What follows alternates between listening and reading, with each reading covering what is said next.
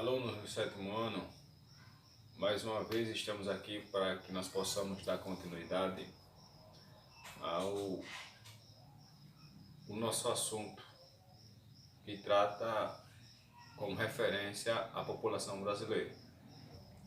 De antemão, eu gostaria de dizer aos alunos que estão assistindo às nossas aulas que fale com os colegas, convide os colegas para que os colegas possam assistir às aulas, porque eu posto as aulas aqui no grupo e eu estou percebendo que há muito pouco acesso com relação às nossas aulas de geografia. O que vocês têm que entender é que o nosso esforço aqui é para produzir esse tipo de material, é para que você não tenha tanto prejuízo com relação a esse ao calendário escolar. Eu não estou aqui querendo, de forma alguma ameaçar, até porque isso não é o meu papel, ameaçar ninguém. O que eu estou querendo dizer é que é necessário você assistir às aulas, porque você fica de alguma forma dentro do que é proposto dentro das disciplinas curriculares, nesse caso aqui, geografia. Então, pessoal, vamos fazer a nossa parte, vamos contribuir. Você que está assistindo, divulgue para os seus colegas que as aulas estão sendo postadas. Eu vou olhar às vezes no canal quantas visualizações. No sétimo ano eu vi 3 visualizações. Isso não é que seja decepcionante, mas no mínimo é entristecedor. Vamos lá, pessoal, o ano letivo não acabou. Vamos lá. Pois bem, deixando essas questões de lado, eu estou aqui na página 66 do livro de vocês, que trata sobre dinâmicas da população brasileira. Primeiramente, para que eu possa falar do assunto, você tem que entender do que trata o assunto. Porque se você não sabe o que significa o assunto, você já não vai entender o tema. E, consequentemente, o que virá a posterior a ele é também coisa que você não vai entender. Mas vamos lá, dinâmicas da população brasileira. Eu disse a vocês que geografia do sétimo ano trata especificamente sobre questões do Brasil. População, hidrografia, relevo, dinâmicas, economia, cultura. Ou seja, a geografia do sétimo ano trata apenas sobre o Brasil. Ok? Pois bem, dinâmicas da população brasileira.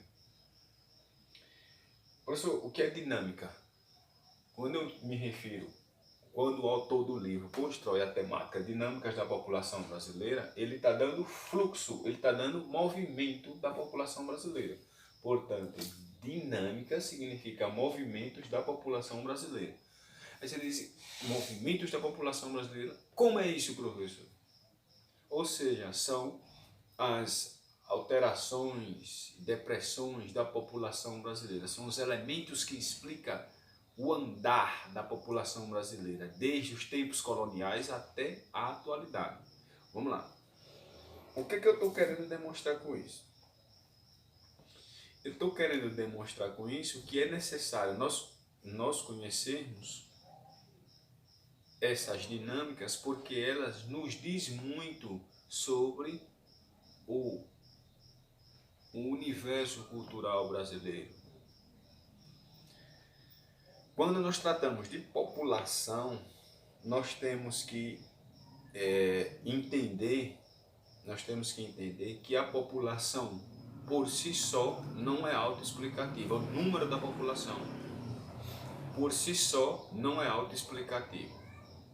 Pois bem, vamos lá, página 68. Aí está lá, na abertura da página 68. Quantos somos? Eu respondo diretamente. Somos aproximadamente 208 milhões de brasileiros. Somos aproximadamente 208 milhões de brasileiros. Professor, nós somos muito, né? Eu digo, entre aspas. Professor, por que entre aspas? Porque 208 milhões de brasileiros corresponde à população absoluta do Brasil. Ou produção total, ou população total. Somos o país mais populoso do mundo? Não. Existem países muito mais populosos do que o nosso Brasil. Por exemplo, no quadro da página 68, está lá China em primeiro lugar, Índia em segundo lugar, Estados Unidos em terceiro lugar, Indonésia. E somente o Brasil posterior a estas nações. Professor, mas todos os países listados nessa tabela são de primeiro mundo? Eu digo, depende do que você entende como primeiro mundo. Porque a China e os Estados Unidos são países que têm uma economia, beleza, a Índia também. O Brasil é mais ou menos. Mas o fato é que, quando nós falamos em população, nós temos que entender que a população por si só não é autoexplicativa. E nem pode ser definida pelo fator cultural. Como assim?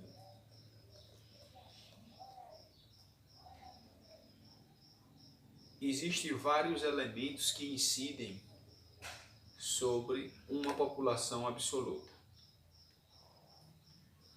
Não estou entendendo, professor. É porque não pode ser mais específico. Mas o número da população está atrelada a fatores como melhores condições de vida, melhoria nas condições sanitárias, maior estabilidade política e administrativa. E no caso do Brasil e de outras nações, fluxo de imigração. Fluxo de imigração, professor. O que é isso? É a entrada de pessoas de outros locais para um determinado território. Mas tem uma diferença: emigração e imigração. Imigração são as pessoas que entram em determinado território. Emigração são pessoas que saem de uma determinada localidade. E eu peço que você grave isso, porque isso é assunto de prova. Possível assunto de prova. O fato é que o Brasil,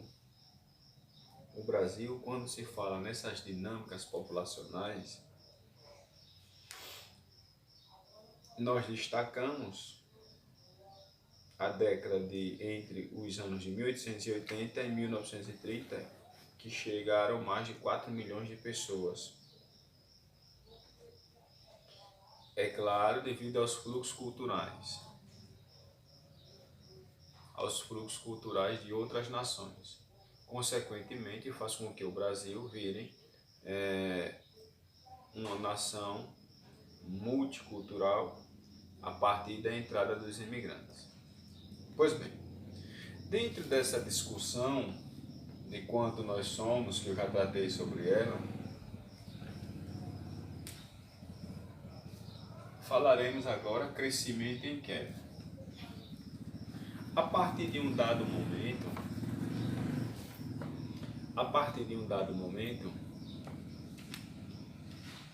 crescimento da população brasileira entrou em queda. Olha só, brasileiro, vamos demonstrar, vamos tentar demonstrar para ver se você me acompanha. O brasileiro vem. A partir de um dado momento, no gráfico, claro, isso aqui eu estou fazendo no gráfico, aí agora está indo descendo. Aí você diz, professor, por quê? Aqui, devido a diversos fatores.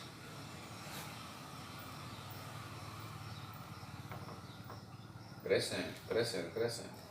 Chegou ao cume. E depois veio descendo. Aí você diz, por que desceu, professor? Aí eu digo, pronto, vamos chegar lá. Porque houve acesso à tecnologia, aumentou o nível de informação entre as pessoas, e isso faz com que as pessoas não queiram ter muitos filhos. Porque você que está me assistindo, você não pretende ter 12 filhos, né? Certamente não. Você diz por quê? Porque você entendeu que ter 12 filhos é não ter a condição de alimentá-los dignamente. Você entendeu que filho custa caro. Imagine só que se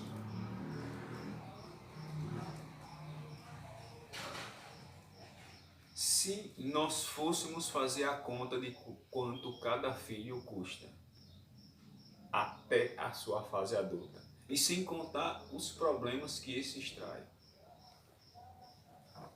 Então as pessoas começaram a entender essas questões e, portanto, resolveram diminuir a quantidade de filhos. E a prova disso é uma fotografia que tem na página 70 do livro de vocês, que serve como base para a mudança do modo cultural das pessoas com relação aos filhos. O fato é que eu tratei já sobre esses dois pontos. Gostaria que vocês respondessem as questões da página 68, 69 e 70 e postassem para mim, ok? Eu espero que eu tenha sido compreendido. Boa aula, bons estudos, até a próxima aula e divulguem as aulas. Deixe seu like, ok? E se inscreva no canal.